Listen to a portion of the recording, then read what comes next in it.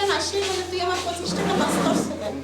এই বসে আমার অখাদ্য বসে আসছে গালাগালি দেওয়ানোর পরে এক পর্যায়ে সে আমার বলতো থাপড়াই দাঁত ফেলাই দিলে এরপর এই পর্যন্ত আসছে। এই তাছাড়া এখানে বসা তাছাড়া দেখা তো পরে কি করে কে যখন অখাদ্য বসে শুধু আমাকে না আমার ফ্যামিলি তুললে সে কথা গালাগালি দিছে। আর এরকম আর আমাকে না এক এক টিচারকে জিজ্ঞেস করেন সেরকমের টিচারকে অপমান রীতিমতোই করে আসছে। আর ফ্যামিলি নিয়ে গালাগালি। ওনার হাত কি লাগছে আপনার শরীরে? এই ডানায় লাগছে তার সাক্ষী এই ডানা আমার এই ডানা পর্যন্ত এরকম ছাড়ে বলে কি করেন সেটাই কিছু শুনি না। 1 ঘন্টা পর নিচে নামার পর সমস্যাটা শুনছি, তখন মানে কথা বলে না, এরকম কথা বলতেছি না। ওই সময় হাতাহাতি বা ওইসব কিছু আমরা দেখিনি। ওই সময় কি আমাদের স্থানীয় কিছু ছিল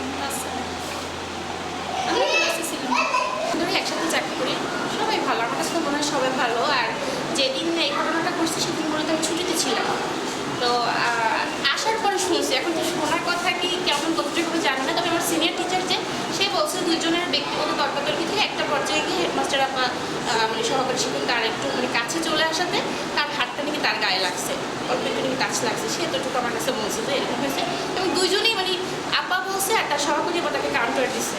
এইটা নিয়ে মূলত শিক্ষকের হাত তার গায়ে লাগছে, মানে টাচ লাগছে এতটুকু বলছে। দুইজনে উত্তেজনা অবস্থায় ছিল। দুইজনেই উত্তেজিত ছিল। হ্যাঁ, আপনারা আমার এই টেবিলের কাছে চলে আসলো, আমাকে একবারে মারার জন্যই হাত নেড়ে চলে আসছে এই আমার এই টেবিলে একবার পাশে। তখন আমি উঠে দাঁড়াইলাম। ঘটনাকে আপনাকে একটু বলার জন্য আপনি একবার উঠে দাঁড়ালেন, আমার টেবিলের কাছে চলে আসলেন। এই ঘটনা কি আপনার বিরুদ্ধে অভিযোগ দেওয়ার আগে না পরে? অভিযোগ দেওয়ার, আপনার বিরুদ্ধে যে অভিযোগ করছে এই ঘটনার কি অভিযোগ করার আগে না পরে? এটা অভিযোগের আগের ঘটনা, আগের ঘটনা। অভিযোগের আগের ঘটনা। তারপর সে আমি উঠে দাঁড়াইছি, আমি যে বলবো যে আমি উঠে দাঁড়াইছি, আপনি এখানে আসছেন কেন? সে আপনি আমার প্রতি কেন ফিরে আসলেন? আমি আপনাকে কি খারাপ কিছু বলছি? এটা প্রতিষ্ঠানের স্বার্থে আমি বলেছি আপনাকে, কেন আপনি এখানে ফিরে আসলেন? এই বলার ভিতরে তার সাথে তর্ক বিতর্ক হয়েছে, আমার মানে তর্ক বিতর্ক চলতেছিল। তর্ক বিতর্ক চলতেছিল মধ্যে আমার এক স্যার আসলো, স্যার এসে সে আর কি এই দুজনকে আমাদের থামাই দিয়েছে, বুঝছেন?